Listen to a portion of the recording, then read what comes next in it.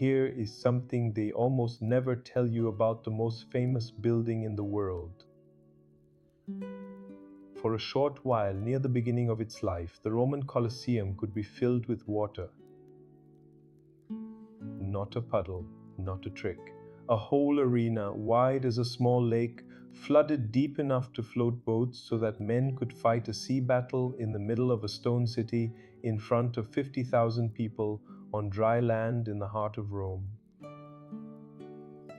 And then, within a few short years, the Romans sealed that possibility away forever, buried it under a hidden world of tunnels and cages and machines, and never spoke of how they had done it.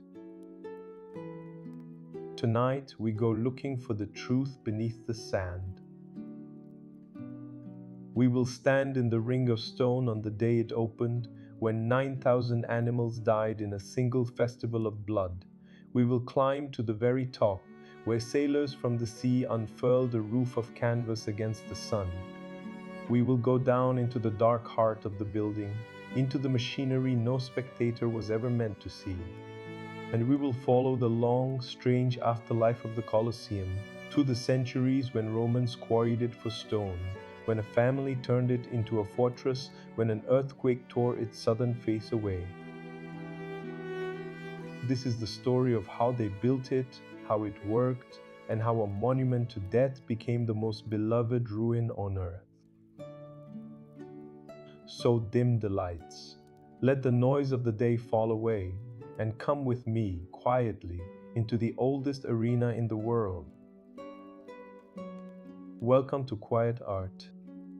I'm glad you're here tonight. This is a channel made for rest, where the long stories of art and architecture are told slowly, to help you drift towards sleep. If these quiet nights are good to you, a gentle tap on subscribe helps more than you know. Almost everyone alive has seen it. On a coin, on a postcard, in the opening shot of a film, in the background of a photograph a friend took on holiday. That great broken oval of arches, honey-colored in the Roman light, half of it standing and half of it gone. The Colosseum is one of the few buildings on Earth that nearly the whole human race would recognize in a single glance. And because we have seen it so many times, we have mostly stopped seeing it at all. We forget that it was once whole. We forget that it was once new, its stone pale and sharp-edged, its arches crowded with statues, its vast bowl roaring with a sound no recording could ever hold. We forget that it was not a ruin or a monument or a tourist photograph, but a machine, a working machine made of stone and iron and rope and human hands, built to do one thing better than any structure that had come before it: to gather a city together and to move it and to feed it a spectacle. Tonight we are going to make it new again.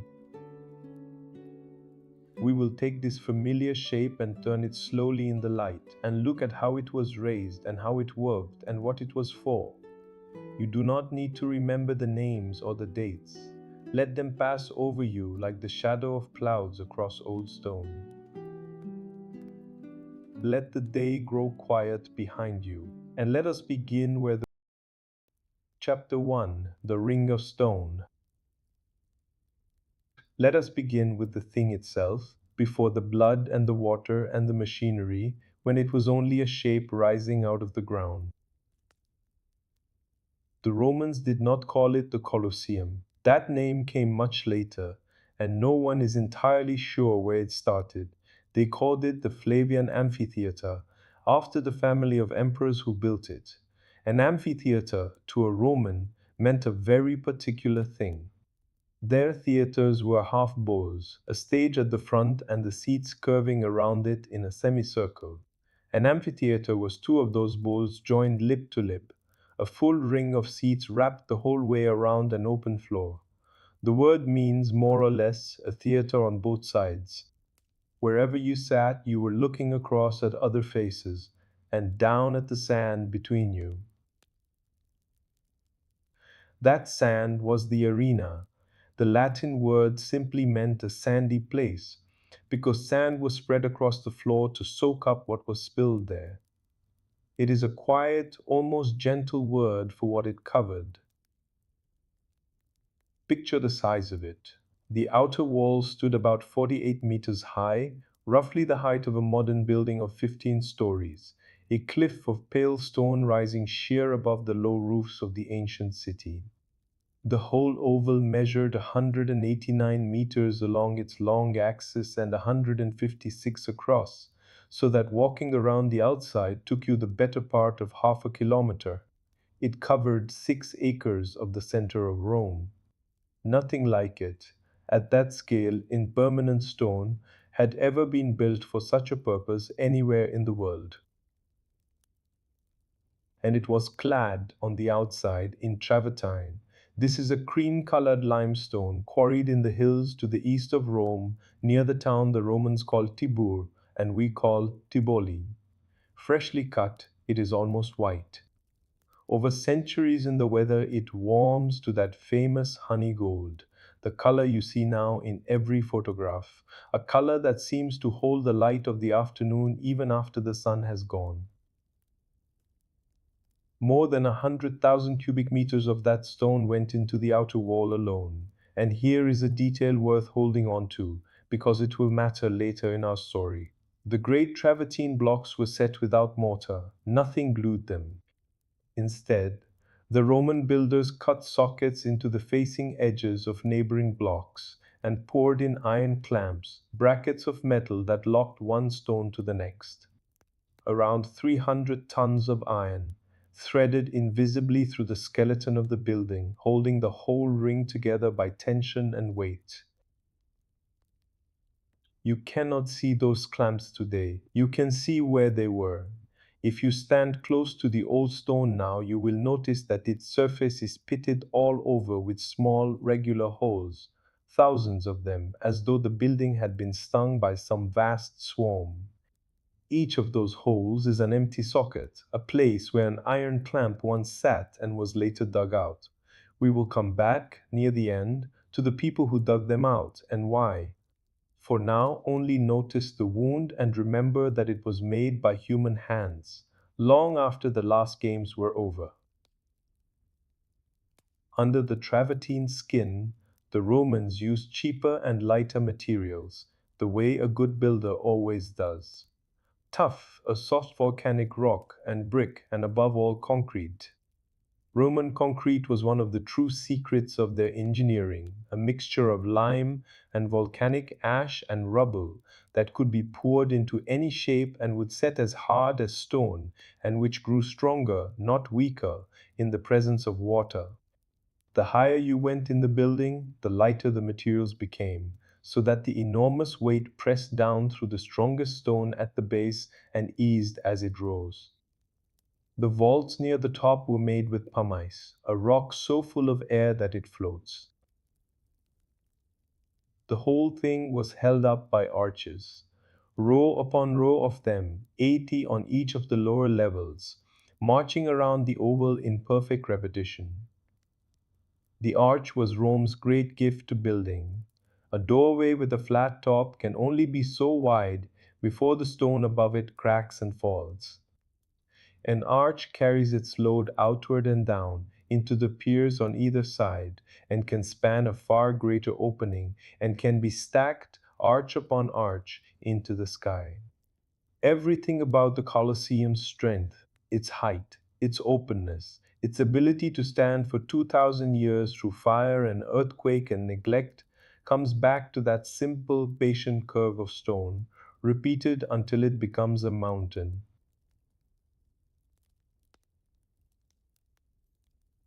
And it went up with astonishing speed. We tend to imagine ancient buildings crawling into existence across generations, but the main structure of the Colosseum was raised in under a decade, an enormous feat of organization. That was possible because the Romans thought about building the way a modern engineer thinks about it in standard parts. The arches were built to repeating measurements. Work could go on at many points around the ring at once, gangs of laborers and craftsmen and surveyors, each responsible for their own segment, all following the same plan, so that the oval rose more or less evenly all the way around. Much of that labor was unfree. Rome had just crushed a great revolt in Judea and sacked Jerusalem, and the war had sent a flood of prisoners and treasure back to the capital. A surviving inscription, pieced together from the ghostly holes where its bronze letters were once fixed, suggests that the amphitheater was paid for out of the spoils of that war. So the building that would become the symbol of Rome was raised, in part, by the hands of the conquered, and funded by the sack of their holy city. The stone carries that history too, though you cannot read it in the travertine. It is worth lingering on the concrete, because it is the quiet hero of the whole building and of Roman architecture in general. We think of concrete as a modern, ugly material, but the Roman version was something close to miraculous, and in one respect it outperforms our own. The Romans mixed their lime with a particular volcanic ash from the Bay of Naples, and the chemistry of that mixture did something remarkable. It could set under water and it grew stronger with age, and it could heal its own small cracks over time as water worked through it and triggered new mineral growth in the gaps. Some Roman concrete has stood for 2,000 years in conditions that would crumble a modern motorway in 50. That material is a large part of why the Colosseum still stands. The travertine gave it its face and its skeleton, but the concrete filled and bound and vaulted the whole mass, poured into wooden forms in layer after layer, curing slowly into an artificial stone that time has treated with astonishing gentleness. When you stand in the building today and marvel that so much of it survives, you are in part admiring a recipe, a mixture of lime and ash and rubble, understood by men who could not have explained the chemistry, but who had learned, by patient trial across generations, how to make a stone that would keep. There is a lesson in the speed and the scale, and it is not only about engineering, it is about will. A society builds most quickly and most enormously the things it wants most, and imperial Rome wanted this. It poured its wealth, its captured labor, its finest engineering, and years of concentrated effort into a machine for public spectacle, because spectacle sat close to the heart of what Rome believed itself to be. But a building is not only its materials. A building is an idea about people made solid, and the idea behind this one began not with an architect, but with a dead emperor and the lake he left behind. Let that first shape settle in your mind now, pale and enormous and new, and we will go back a little further to the man whose vanity made it possible.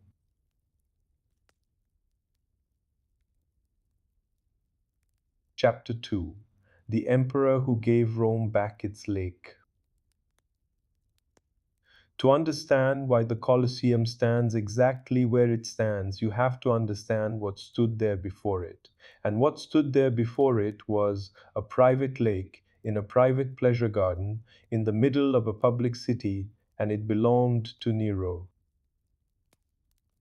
Nero is one of those names that has become a kind of shorthand for a certain kind of ruler.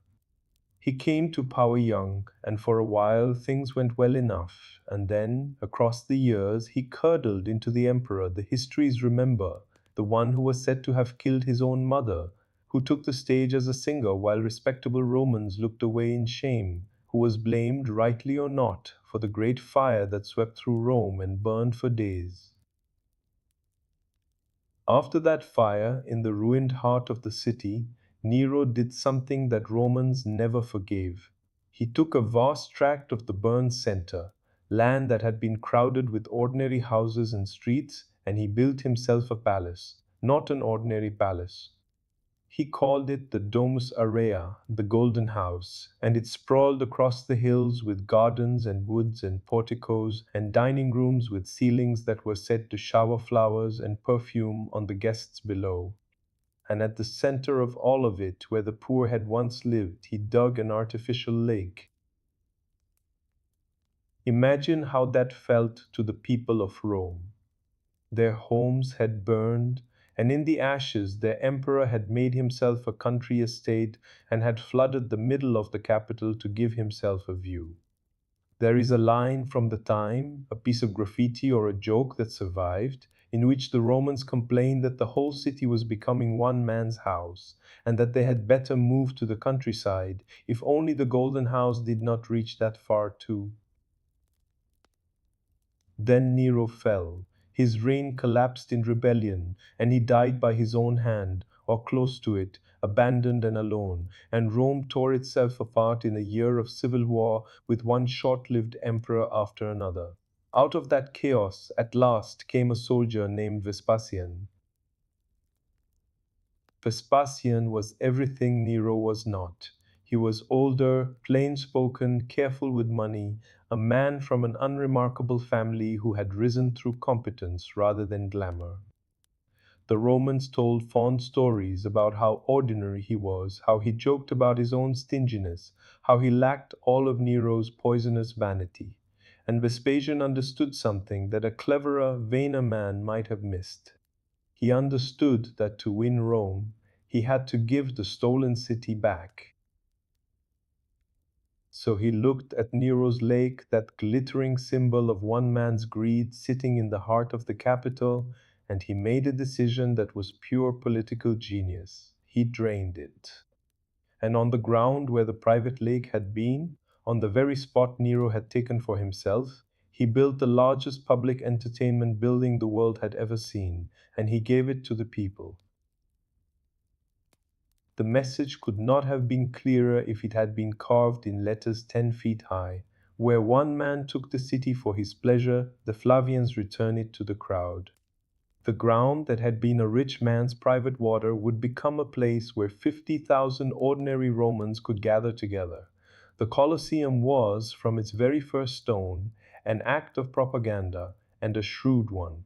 It said, "The age of the selfish emperor is over. Your city is yours again." There is even a theory, a pleasing one, about the building's later name. A colossal bronze statue of Nero, 30 meters tall, had stood beside the Golden House. It was too big and too expensive to destroy, so the Flavians simply recarved its face into a sun god and left it standing near their new amphitheater. That giant statue, the Colossus, may be where the name Colosseum eventually came from. The building of the people may carry, in its very name, the ghost of the tyrant it was built to erase. It helps to understand how badly Rome needed a gift like this just then. The Flavians were new. Vespasian was not born to power, had no glittering ancestry, and had taken the throne at the end of a bloody civil war in which the Roman world had watched 4 different men claim the empire in a single terrible year. A new dynasty founded on the battlefield needs, more than anything, to make itself feel permanent and legitimate, to give the people a reason to love it rather than merely obey it.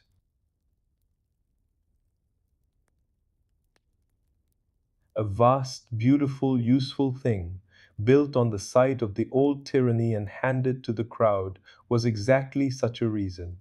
Every Roman who walked through those arches on a festival day was, without a word being spoken, being reminded who had given them this pleasure. The Flavians. The family that drained the selfish lake and raised the people's amphitheater in its place. It was generosity and advertisement at once, and there was no shame in that combination. In the Roman mind, a ruler was supposed to be generous with public works, and the greater the gift, the greater the man. So the Colosseum was, from the first, a political argument dressed as a favor. It said that the age of Nero was over, that the city belonged to its people again, and that the men who had made this possible deserved to rule. It is worth remembering, as we walk through the wonders to come, that all of them served that quiet purpose too. The awning, the flooding, the machinery beneath the sand, every marvel was also a message, and the message was always, in the end, about power and who deserved to hold it. Vespasian began the work around the year 72. He did not live to see it finished. That would fall to his son and to the opening festival that shocked even a city long used to blood. Let the drained lake and the old tyrant's ghost fade now, and let us go to the day the doors first opened.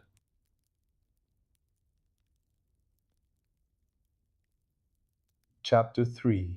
100 Days of Blood. Vespasian died in the year 79, and the building passed to his son, the Emperor Titus. It was Titus who finished enough of it to open the doors, and it was Titus who threw the opening festival in the year 80. The Romans called such a festival the inaugural games, and the games he gave to mark the birth of the Flavian amphitheater went on, by the old accounts, for something close to 100 days.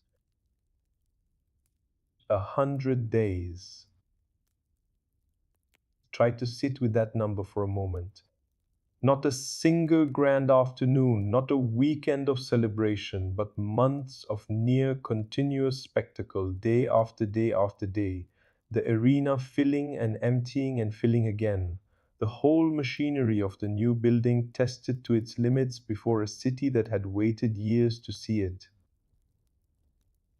We have a description of those games from a Roman historian named Cassius Dio, writing more than a century later, but drawing on older accounts. And the figure he gives is one of those numbers that stops you. Over the course of the inaugural games, he says, more than 9,000 animals were killed. 9,000. They came from the far edges of the empire and beyond it.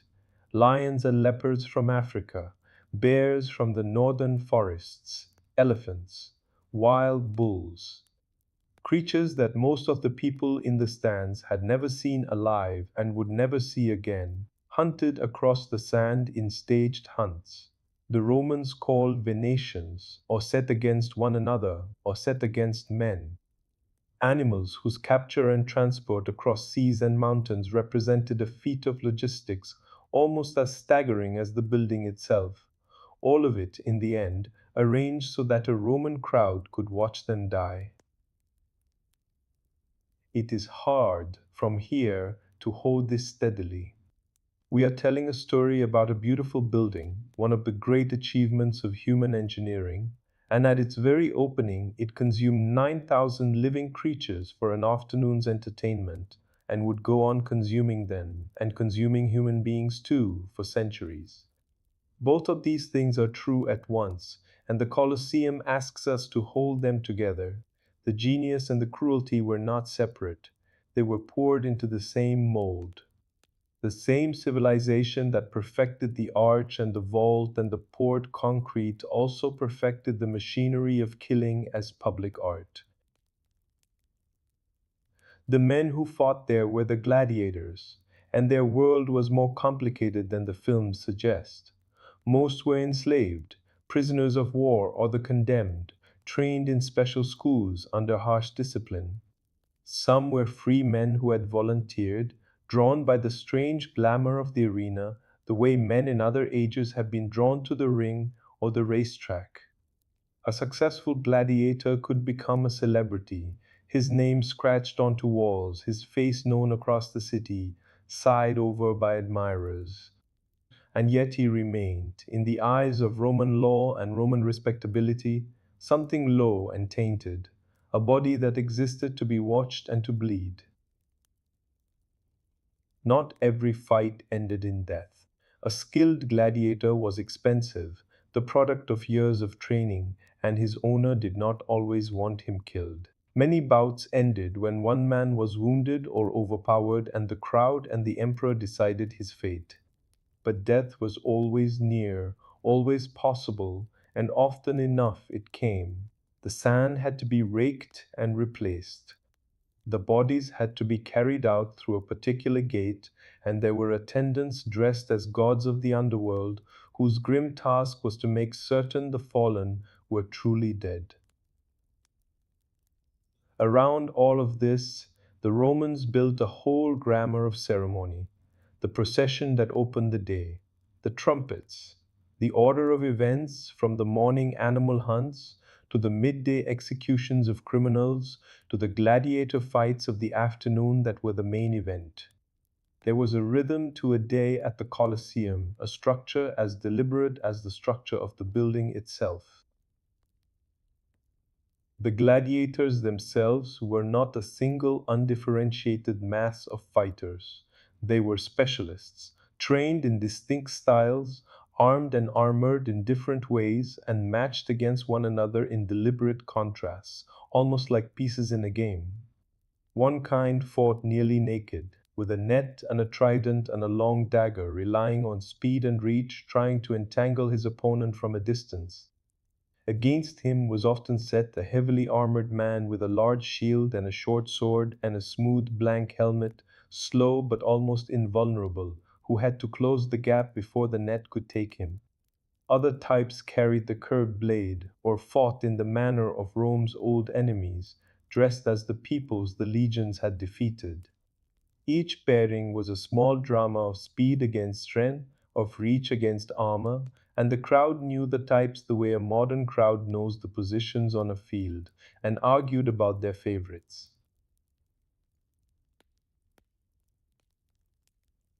They trained in special schools, barracks of discipline and violence, where they lived and ate and practiced under the eye of a trainer who was often a retired fighter himself. The largest of these schools sat right beside the Colosseum, connected, it is thought, by an underground passage, so that the men could pass from their training ground into the arena without ever crossing a public street. They practiced against wooden posts with weighted weapons heavier than the real thing, so that the real blade felt light in the hand. It was a hard, narrow, dangerous life, and yet it had its own fierce culture, its own pride, its own code. And when a fighter fell, the decision about his life was a piece of theater in itself. The crowd would call out, and the one who had paid for the games, often the emperor, would give the sign. The familiar image of the thumb, turned up for life or down for death, is largely a later invention, and we are honestly not certain exactly what gesture the Romans used or which way it pointed. What is certain is the meaning of the moment. 50,000 people and their ruler, together deciding in real time whether a man on the sand below would live or die. There are few purer or more terrible images of what these games were. Around the killing, an entire day unfolded, and it is worth seeing it whole, because for the ordinary Roman the games were as much a social occasion as a spectacle. People came early to claim standing room at the top or to take their assigned places. They brought food or bought it from vendors moving through the crowd and ate in the stands. They wore their best clothes. They met friends, conducted a little business, saw and were seen. Emperors and wealthy sponsors sometimes scattered gifts into the crowd, tokens that could be exchanged for food or money or other prizes, so that a lucky spectator might go home with far more than an afternoon's entertainment. There was gambling and shouting and the ordinary human noise of a great many people gathered in one place for a holiday. And then, woven through all of that ordinary festivity, there was death, given and watched as a shared pleasure. This is perhaps the hardest thing for us to hold. It was not that the Romans were numb to what they saw, exactly. They knew it was killing. They simply did not feel about it as we do. The suffering of enslaved fighters, of condemned criminals, of animals from the edges of the world was not, to most of them, a horror to be endured, but a spectacle to be enjoyed, on the same afternoon and in the same holiday mood as the food and the gossip and the sunshine.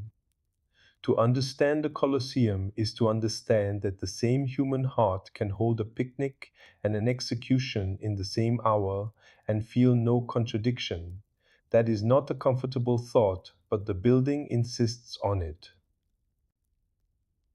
And presiding over it when he chose to attend was the emperor. This is one of the keys to the whole thing, and we will come back to it. The games were never only entertainment. They were a meeting between the ruler and the ruled, staged in stone, where a crowd of 50,000 could see their emperor, and their emperor could see and hear and read the mood of his people. But before we ask what the games were for, we should climb up into the stands and look at the crowd itself. Because the way those 50,000 people were arranged tells you almost everything about how Rome saw itself. Let the noise of the arena soften for a moment, and let us take our seats.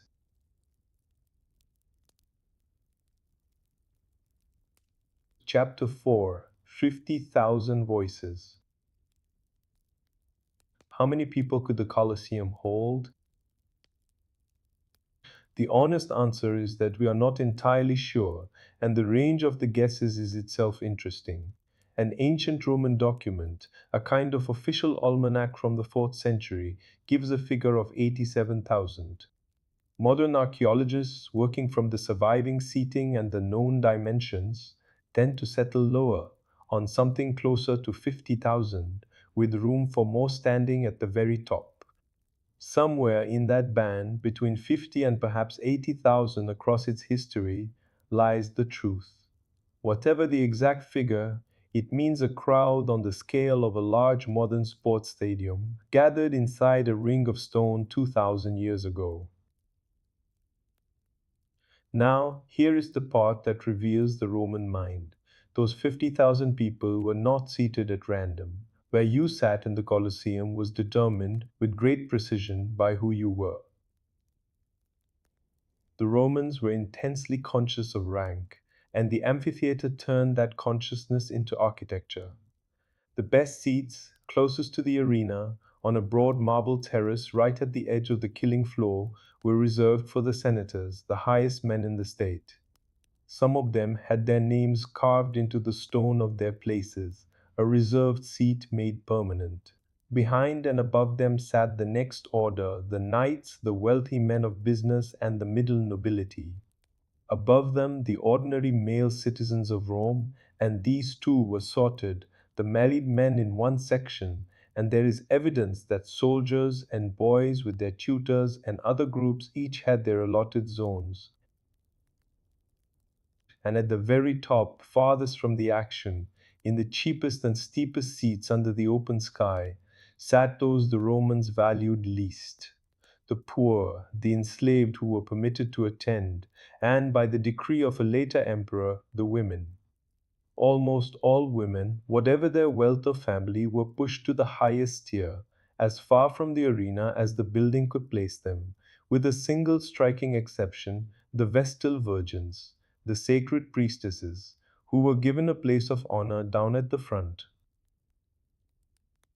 So the whole society sat stacked inside the oval, in stone, in order, the mighty at the bottom near the blood, and the humble at the top near the sky. A visitor who understood Rome could have read the entire structure of the empire simply by looking up through the tiers. The Colosseum was a model of the Roman world, with every person in their assigned place, all of them turned to face the same center. Imagine arriving on a festival morning as an ordinary Roman. You come through the streets with the crowd thickening around you, and the building grows ahead until it fills the sky. A cliff of pale arches taller than anything else in the city, statues standing in the upper openings looking down at you as you approach.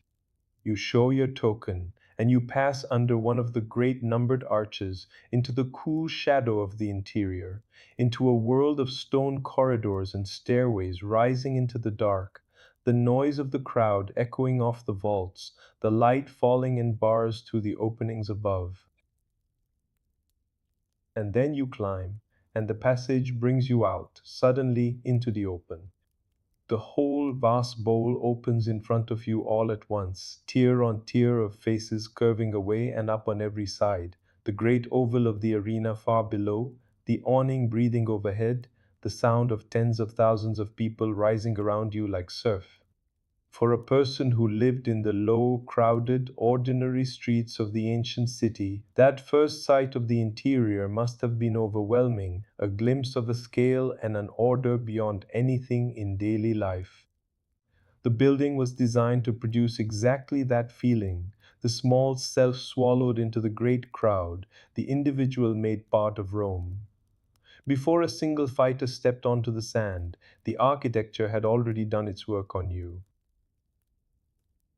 And then there was the problem of moving them. 50,000 people are easy to gather and terribly hard to disperse. A crowd that cannot leave quickly is a crowd that can panic and crush and die in the doorways. The Roman builders understood this, and their solution was one of the quiet marvels of the whole design. The ground floor of the Colosseum had 80 arched entrances. 76 of them were for the ordinary public, and each was numbered, the numbers still legible over some of the arches today. Your ticket, a simple token, would direct you to a particular entrance, and from there a particular stairway and passage would carry you almost directly to your assigned section. The Romans had a word for these passages that has come down into our own language. They called them vomitoria, from the Latin for to spill out, because through them the building could spill its crowd into the streets. The name has nothing to do with sickness, though people often assume it does. It describes the way a full amphitheater could empty itself, pouring 50,000 people out through 80 mouths in a matter of minutes.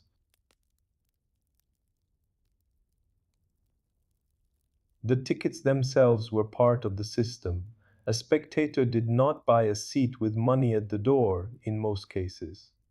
Places at the games were distributed, often handed out through networks of patronage, and the token that admitted you was a small marked counter, some of which survive, carrying numbers that keyed to a particular entrance, a particular stairway, a particular block of seats, and even a particular row.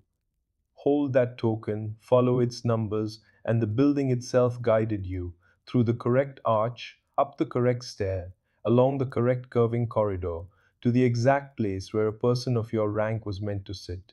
No ushers pushing through crowds. The architecture did the sorting. It is worth pausing on how modern that feels. We think of the numbered gate, the seat that matches the ticket, the concourse that feeds one tier without tangling it with another, as inventions of our own age of stadiums and airports. They are Roman. Walk into any great arena in the world today, find your gate number, climb to your section, and you are moving through a pattern that was very nearly perfected here in Travertine 2000 years ago. The engineers who design crowd flow for modern buildings still come to study this one, because the Romans had already solved, at enormous scale, the oldest problem of any gathering place, which is not how to bring people together, but how to let them leave. And the sorting was never only practical. The same architecture that moved the crowd efficiently also kept it in its place in every sense.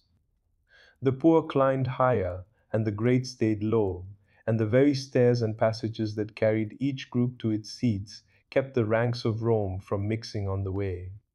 Even in the act of gathering the whole city into one building, the Colosseum reminded every person, step by climbing step, of exactly where they stood. Think of the intelligence in that. Every part of it, the numbered gates, the ticket tokens, the ring of stairways feeding each section, was designed around the movement of an enormous crowd so that people could arrive, find their exact place among 50,000 strangers, sit through hours of spectacle, and leave again without chaos. Modern stadium designers still study it. The basic pattern of the arena we know today, the tiered bowl fed by numbered gates and internal concourses, was very nearly perfected here at the beginning in the first great stone amphitheater of the world. Above all those heads, though, was one more piece of engineering, and it solved a problem you might not think of until you had spent an afternoon in the Roman sun. Let the crowd hold its place for a moment, and let us look up at the sky.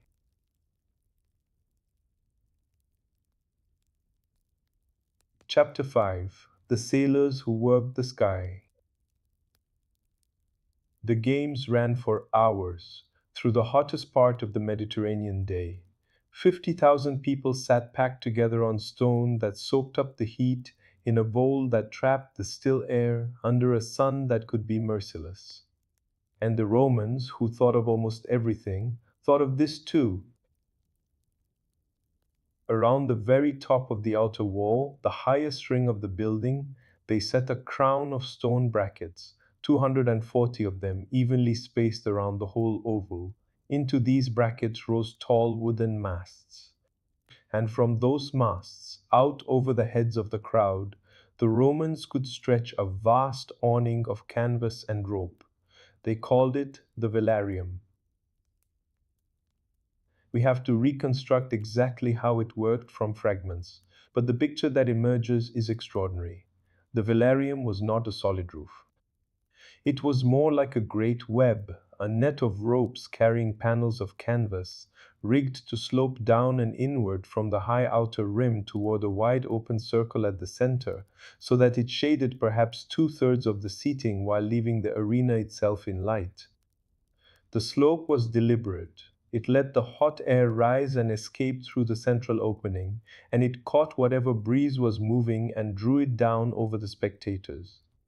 A roof, a sunshade, and a ventilation system, all made of cloth and cordage, spread across an oval the size of a stadium. Now think about the practical difficulty of that. To haul acres of canvas out along a web of ropes, to tension it evenly so it would not sag or tear, to furl it again when the wind rose too high, all of it far above a packed crowd, was a task of real seamanship.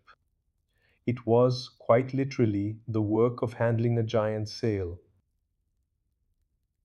So the Romans gave the job to men who handled giant sails for a living. They brought in sailors from the imperial navy, from the great fleet based at Misenum on the Bay of Naples, and housed a detachment of them in a barracks near the amphitheater for exactly this purpose.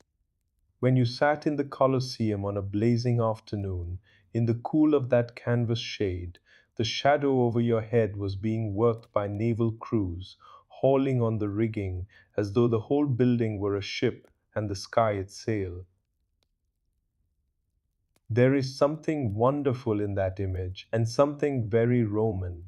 A civilization that could conquer the sea did not see why it should not also conquer the sun, and it solved the second problem with the tools of the first.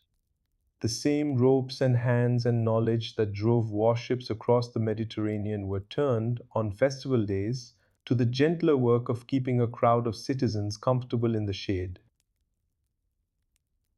We should be honest that not every detail is certain. Scholars still argue about the precise shape of the velarium, how far it reached, whether it could cover the whole bowl or only part, how it was furled and stored. The masts are gone, the canvas rotted away 2,000 years ago, and what we have are the stone brackets, a few ancient descriptions, and the logic of the thing. But the core of it is not in doubt. There was an awning, it was enormous, and it was worked by sailors. Picture it now, if you are drifting towards sleep. The great oval full of people, the murmur of the crowd, the heat of the day held off by a slow breathing roof of pale canvas high overhead, its robes creaking softly, its shadow sliding across the tiers as the sun moves. And far above the topmost seats, on the highest rim of the building, small figures against the bright sky, sailors far from the sea, tending the largest sail any of them would ever handle. The wind was the enemy. A flat awning stretched over an open oval is a trap for any gust, and a sudden strong wind could tear the canvas, snap the rigging, or turn the whole velarium into a straining, dangerous thing above a packed crowd. This is why the sailors mattered so much, and why ordinary workers would not have done. Reading the wind, easing a sail before a gust could take it, knowing when to furl and when to hold, is a seaman's instinct, learned over years on the water.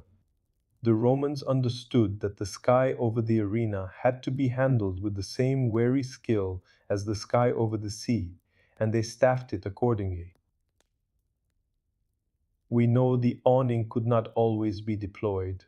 On days of high wind, it would have been left furled, and the crowd would have baked.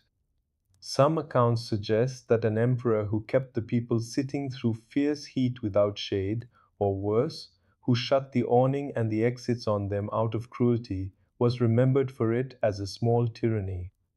The comfort of the velarium was part of the compact between ruler and ruled.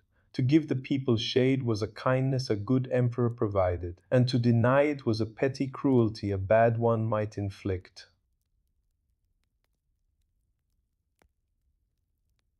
Color came into it too. There are hints that the great canvas was sometimes dyed, that it could throw a colored light down over the crowd, red or other shades filtering the harsh sun into something softer and stranger. Imagine sitting in that tinted shade, 50,000 faces washed in a color that came from the sky itself, the whole vast bowl of people held under a breathing, shifting roof of cloth. Even the comfort was a spectacle. In the Colosseum, nothing was ever only useful. Everything, down to the shade over your head, was also made to be marveled at. That is the Colosseum at its height, on an ordinary day of games, working exactly as it was built to work. But we opened this story with a promise about water, not canvas. We said the arena could be flooded, that they fought sea battles on it, and then that they sealed the possibility away. It is time to keep that promise and to go down toward the strangest chapter in the building's history. Let the shade and the murmur fade, and let us talk about the day they filled the arena with the sea.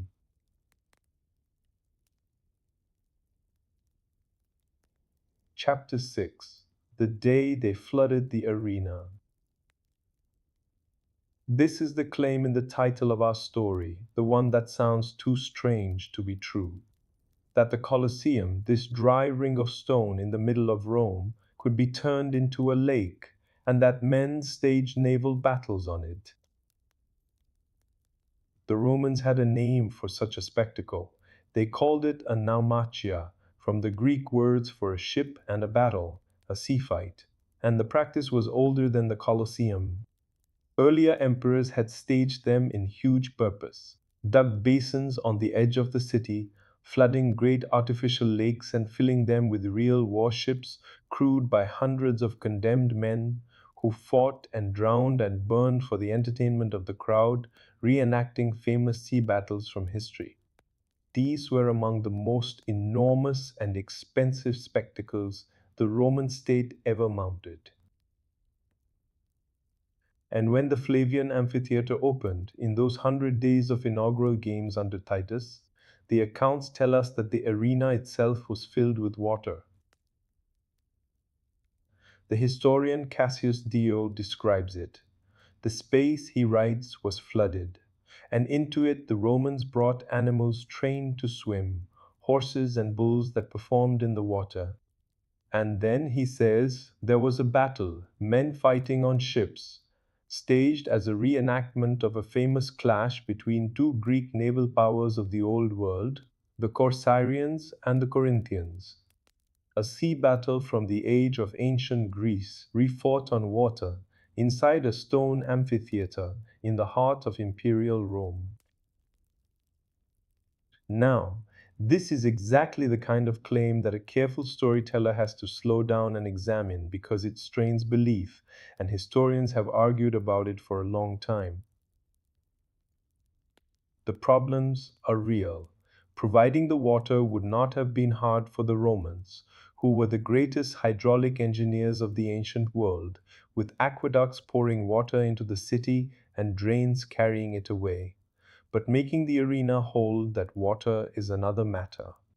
How do you waterproof a floor over a foundation of stone and timber well enough to keep a lake standing? And how do full-sized warships maneuver in a space that, once you allow for the seats, is not really very large for a naval battle? These are not small objections. So scholars have offered a range of answers, and it is worth walking through them because they tell you how history actually works, feeling its way through incomplete evidence. One possibility is simply that the ancient accounts have the location slightly wrong, and that the great sea battle Dio describes took place not in the amphitheater itself, but in one of those older flooding basins nearby, and later got attached in memory to the famous new building. Another possibility, and this is the one that connects most beautifully to the rest of our story, is that the earliest Colosseum, in its very first years under Titus, was genuinely capable of being flooded because it did not yet have the thing that later filled its underground. In this reading, the original arena floor sat above a broad, waterproof channel or a shallow, floodable space, fed and drained by the Roman water system, and for a brief window at the beginning of the building's life, before it was rebuilt, water spectacles really were possible there. And then that window closed, because Titus's brother and successor, the Emperor Domitian, ordered the construction of an entirely new world beneath the arena floor, a dense maze of tunnels and chambers and machinery. And once that underground was built, the floor could never be flooded again. You cannot fill a lake over a basement full of corridors and cages and men. The very engineering that made the later greatest spectacles of the Colosseum possible was the engineering that sealed the water away forever. So the strange claim in our title turns out to be true, and its ending turns out to be the beginning of the next chapter. For a short time, near the start, the arena could become a sea.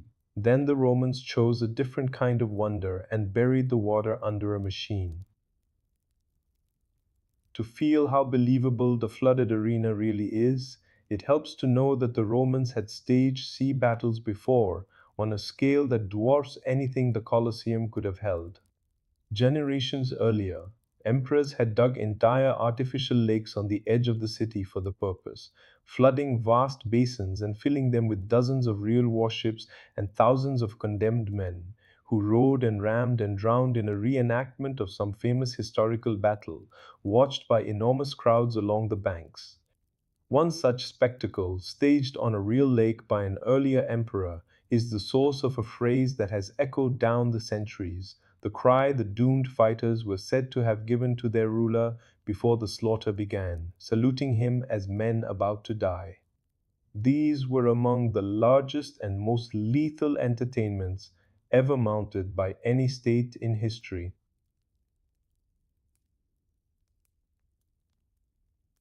So the Romans knew exactly how to flood a space and fight a battle on it.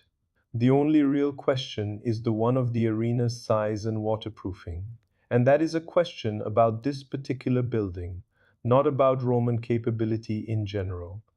They had the water, delivered by the aqueducts that were among their greatest achievements. They had the drains to carry it away. They had done it before at greater scale. Whether the earliest Colosseum truly held its own small sea, or whether the accounts blur it together with the great basins nearby, the underlying feat was well within their reach. What is certain is the choice they made. They could have kept the arena as a floodable space and gone on staging water spectacles there. Instead, under Domitian, they filled that space with the machinery of the hypogeum, trading the wonder of the sea for the wonder of things rising out of the earth. It tells you something about Roman taste. Given a building that could become a lake, They chose, within a few years, to make it a stage for a different and stranger kind of magic, and they never looked back. That machine, the hidden world beneath the sand, is where we go next. Let the flooded arena drain away in your mind, the water sinking and the last of it gone, and let us follow it down into the dark.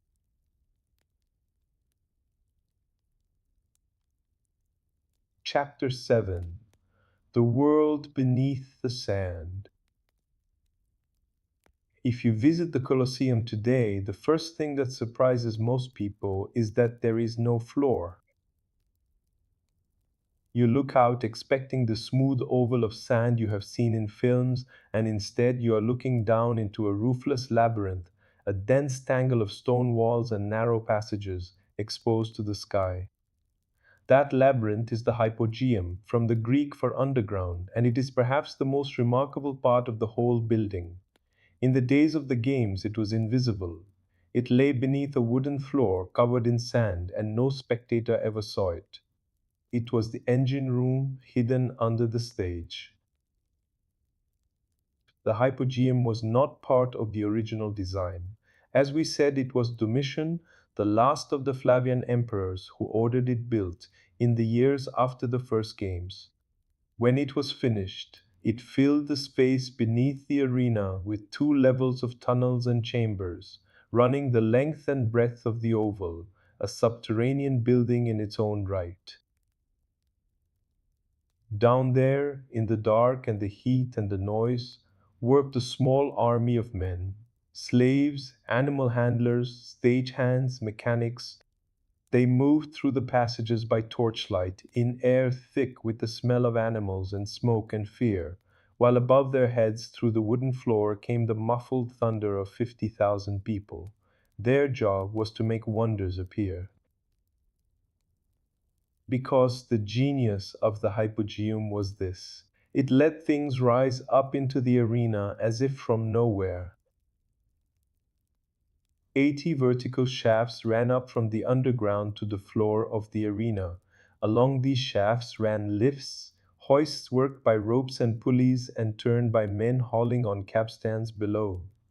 A wild animal could be loaded into a cage at the lower level, hauled up a shaft in darkness, and released through a trap door directly onto the sand, so that to the crowd a lion or a bear seemed to burst into being in the middle of the arena, out of the solid ground. Larger hinged platforms, big enough for something the size of an elephant, could lift heavier loads and pieces of scenery. The Romans could make an entire painted landscape, trees and rocks and hills, rise into the arena for a staged hunt, and then sink away again to be replaced by something else. Think of it as the machinery of a vast theater hidden under the stage, but a theater where the special effects were real animals and real death. Trapdoors, lifts, moving scenery, sudden appearances. The Colosseum was, among everything else it was, one of the most sophisticated pieces of stagecraft in the ancient world, and almost all of that sophistication lived out of sight, in the tunnels no one in the stands would ever enter.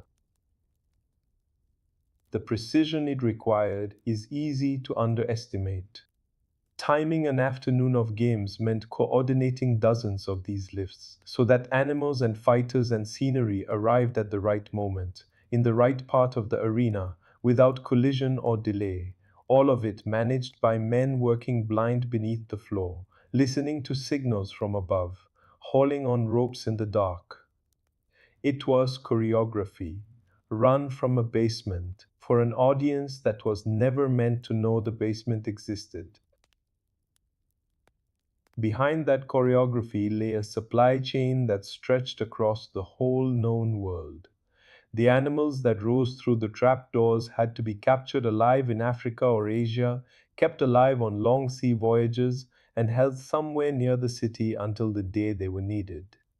Rome maintained enclosures for exactly this, holding pens where lions and leopards and bears and stranger creatures waited, fed and managed by specialists, until they were moved to the amphitheater and loaded into the cages of the hypogeum. The scale of that traffic was so great that some historians think it thinned the wild animal populations of parts of the empire, hunting certain species out of whole regions to feed the demand of the arena. Down in the tunnels on the day of the games, the conditions are hard to imagine and harder to romanticize. The heat of the enclosed space, the smoke of torches and lamps, the smell of the animals and their fear, the noise of the machinery and the muffled roar from above, the men hauling on capstans in the near dark, the beasts thrashing in their rising cages. It was a place of real misery, human and animal alike, and it existed only to feed the illusion overhead. The beauty the crowd saw, the sudden marvelous appearance of a creature or a forest on the sand, was made in a place of torchlit suffering just beneath their feet.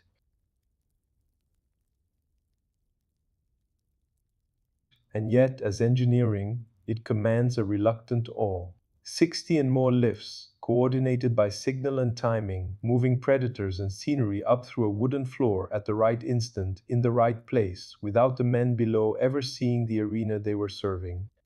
When archaeologists cleared the hypogeum and studied the wear on the stone, they found the grooves the ropes had cut, the sockets where the machinery had been anchored, the whole logic of the hidden theater written into the walls.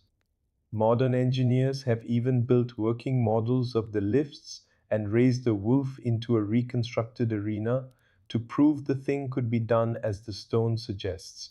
It could. The Romans had built beneath their killing floor one of the most sophisticated machines of the ancient world. And it is here, standing in the hypogeum, that the two great themes of our story meet. Above, beauty and order and ingenuity, the arches and the awning and the perfectly managed crowd. Below, the hidden machinery of cruelty, the cages and the trapdoors and the frightened animals hauled up to die. The Colosseum kept those two worlds separated by a single wooden floor, sand on top and darkness beneath, and it needed both to work. The wonder the crowd saw was manufactured, quite literally, in the dark under their feet. When you look down now into that roofless maze, you are seeing something the Romans never meant you to see. The floor is gone, and the machinery of illusion is laid bare, the engine room open to the sun. There is a strange honesty in the ruin. It shows you how the trick was done. We have looked now at how the Colosseum was built, how it held its crowd, how it shaded them, how it flooded and then was sealed, and how it made its wonders rise from below. But we have circled around the hardest question of all, the one that sits under everything. Why? Why did a civilization capable of all this beauty and all this intelligence pour it into a machine for watching things die? Let the tunnels grow quiet and let us try, gently, to answer that.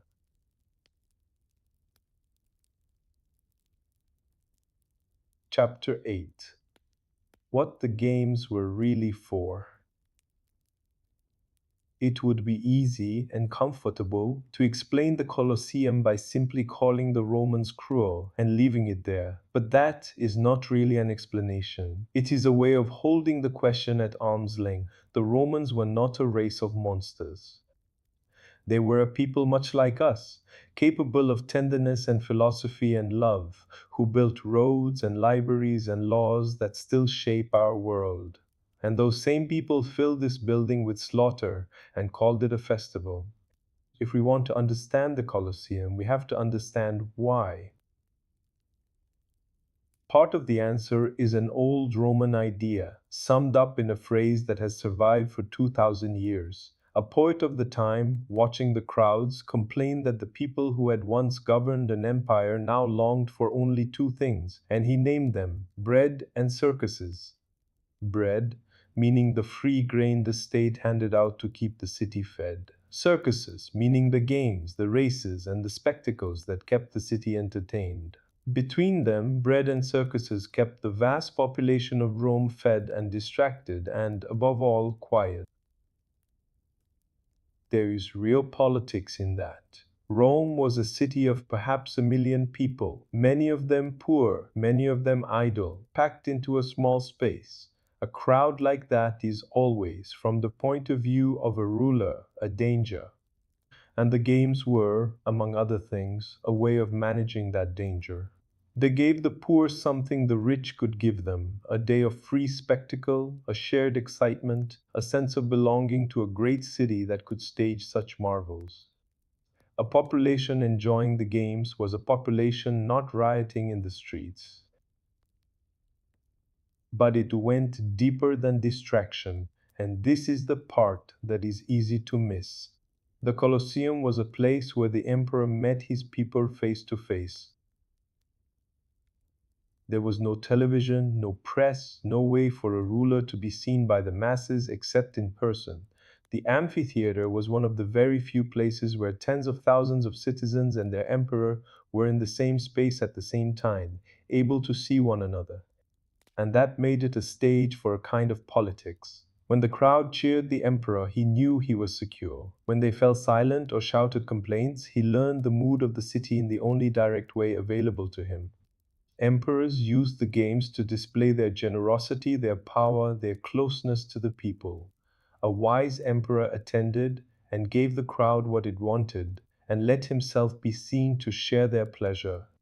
It was, in its way, a conversation between the ruler and the ruled, conducted in the language of spectacle. And there was the matter of empire itself. Rome had conquered the known world, and the games were a way of displaying that conquest, of making it visible and tangible.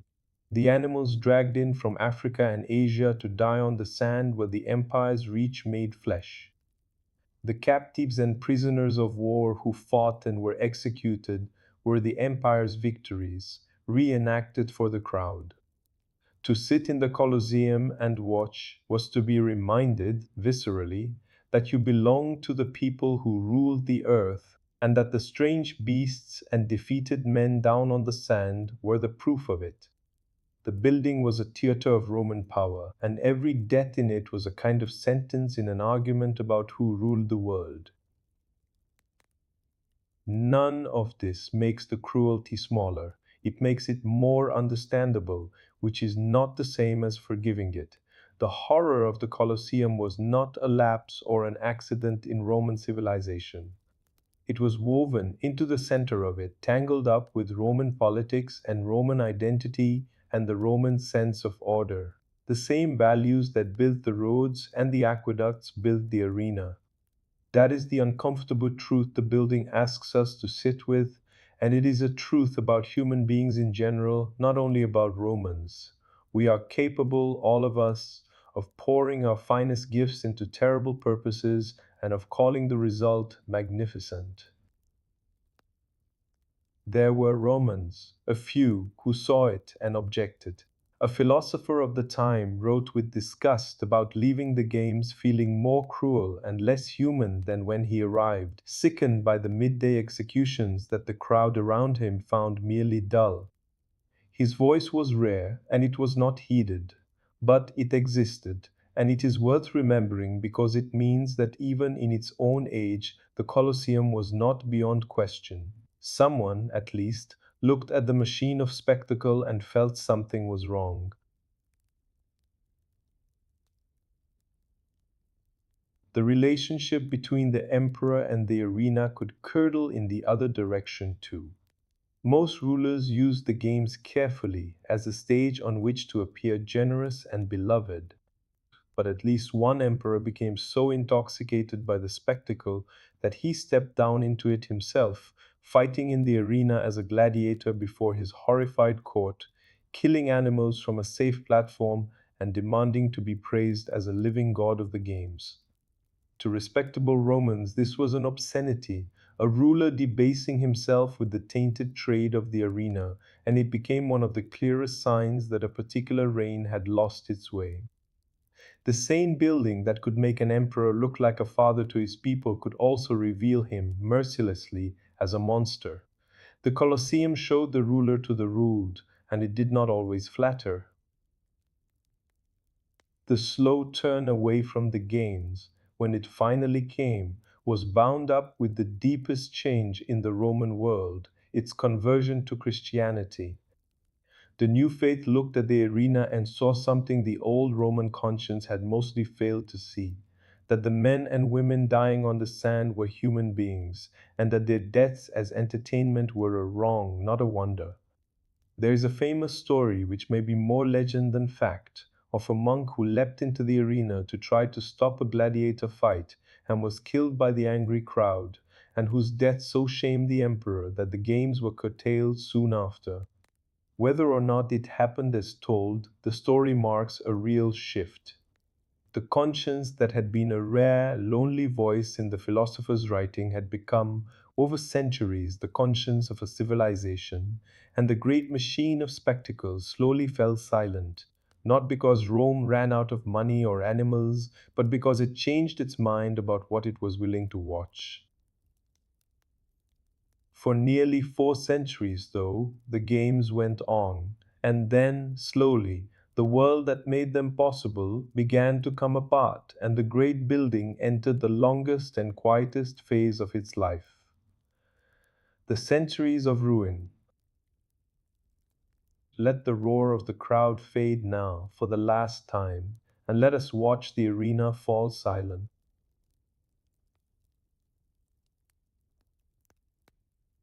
Chapter 9. The Long Undoing. Nothing built by human hands lasts forever, and the Colosseum's decline was not a single fall, but a long, slow undoing, spread across more than 1,000 years. The games themselves faded before the building did. As the Roman world changed, and especially as it became Christian, the appetite for the old spectacles cooled. The gladiator fights, those stage killings of men, were brought to an end in the early 5th century. The animal hunts lingered a little longer, and then they too stopped.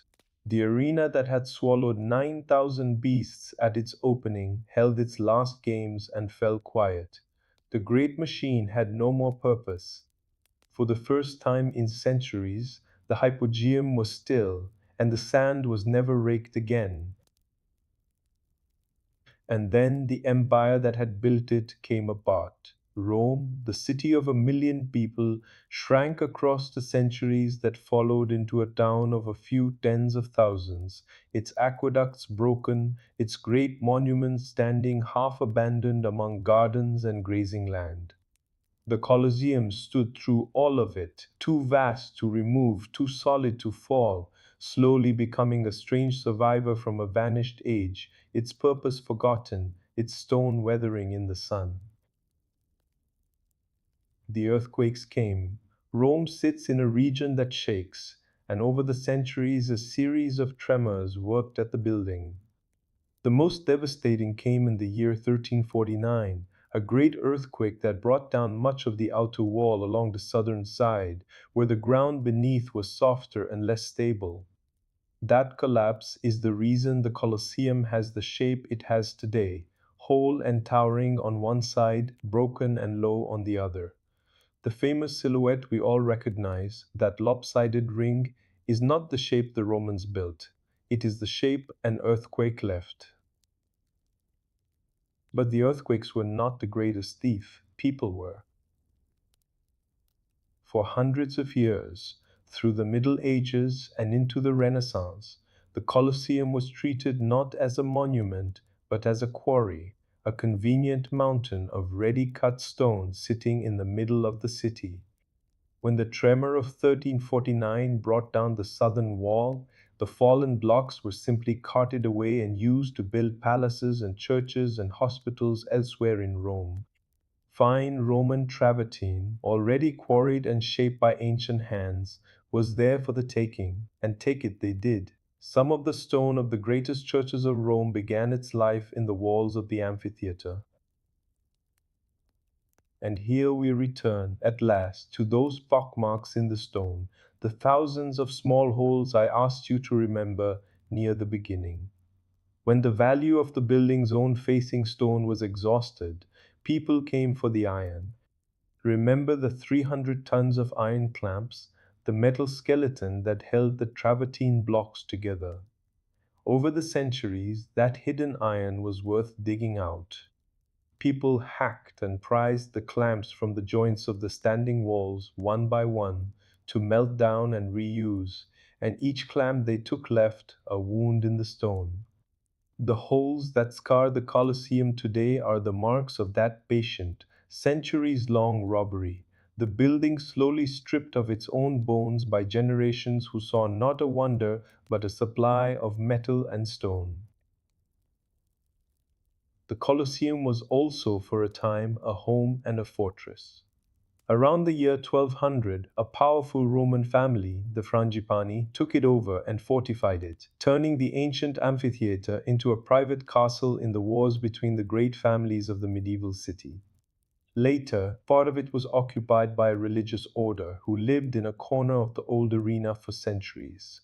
Chapels were built inside it, workshops and dwellings leaned against its arches.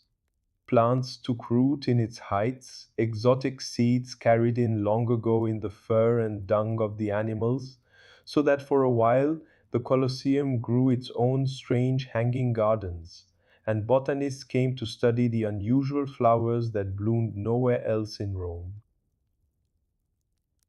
That wild garden is one of the strangest and most beautiful footnotes in the building's whole history.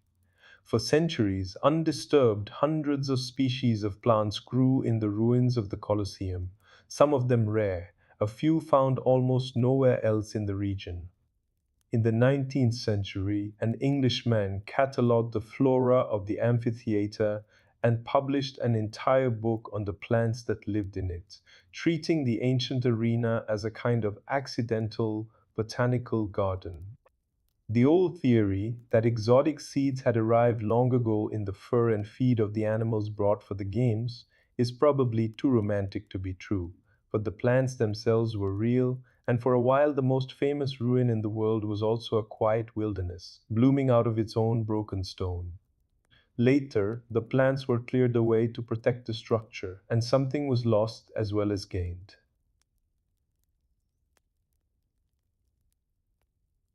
The building passed through many hands and many uses in those long centuries.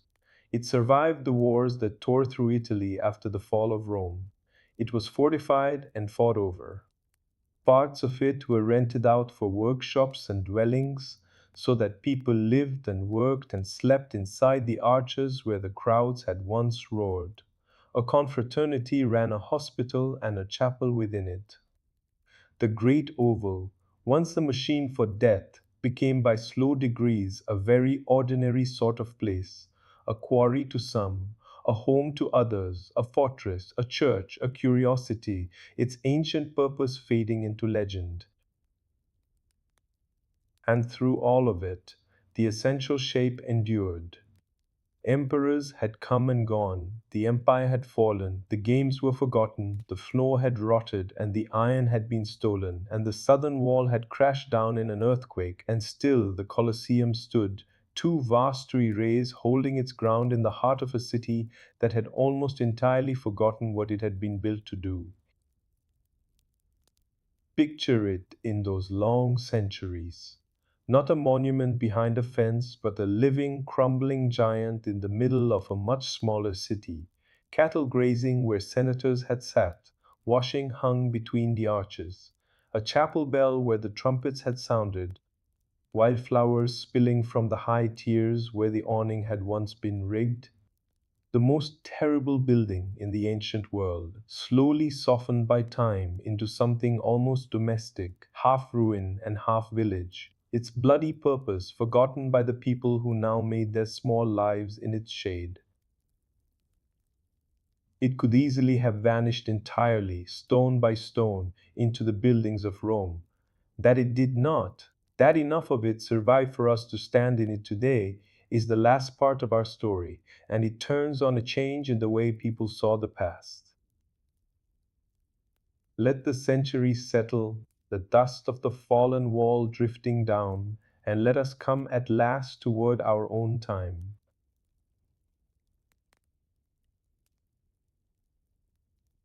Chapter 10: The Ruin We Chose to Keep.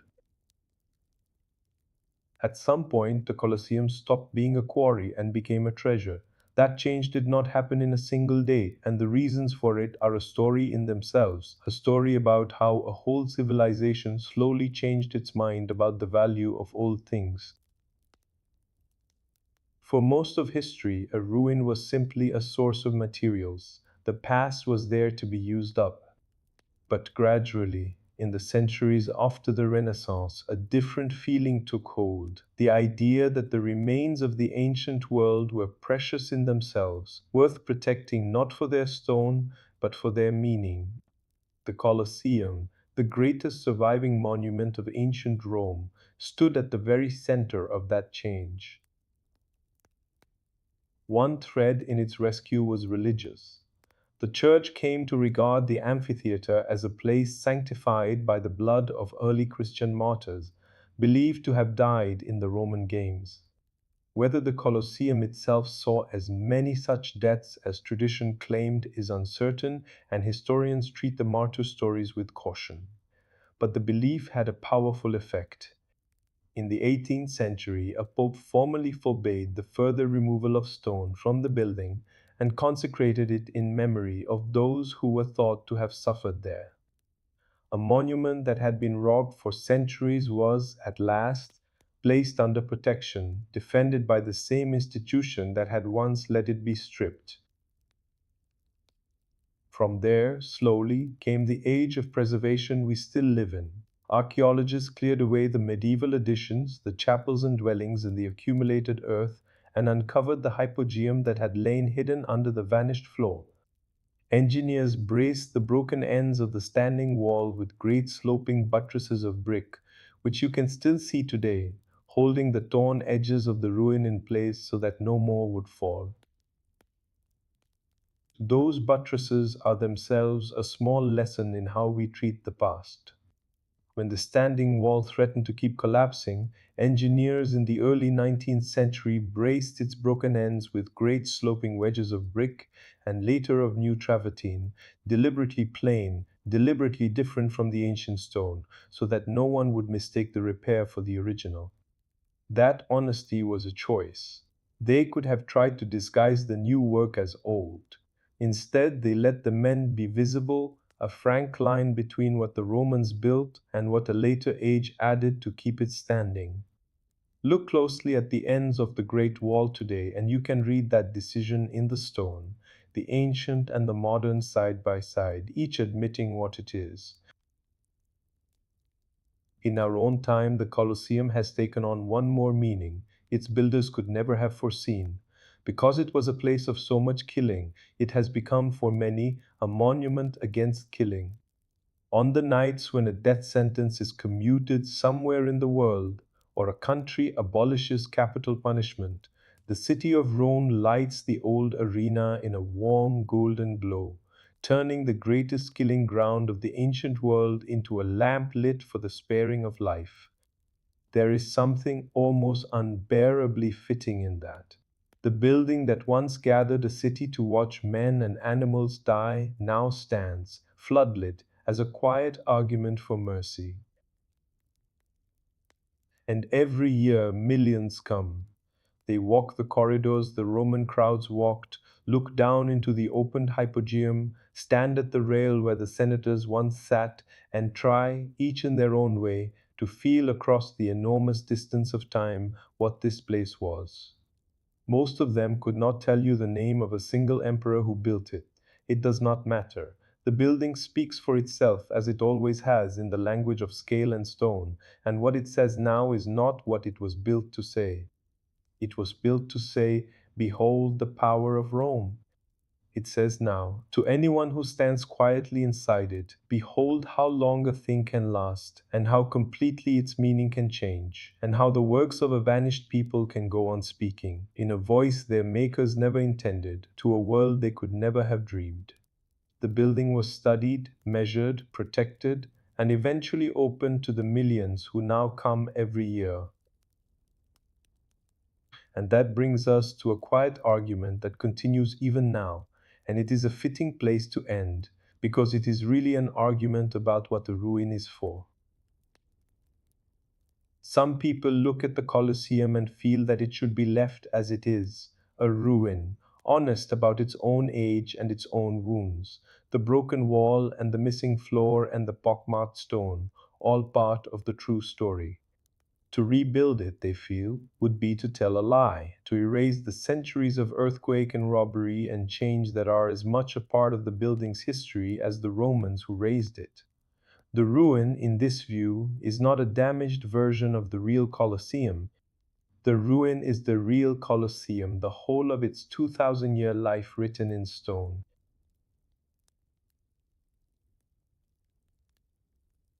Others feel differently.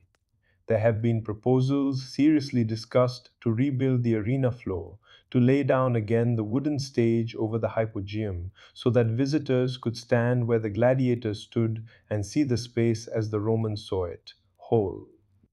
Supporters argue that this would let people truly understand the building, feel its scale from the center, grasp what 50,000 faces rising all around would have meant.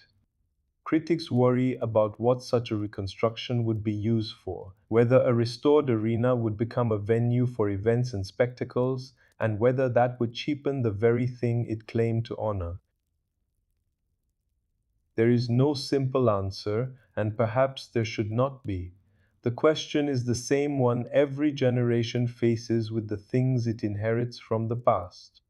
How much do we restore, and how much do we let stand as it has come down to us, marked by time?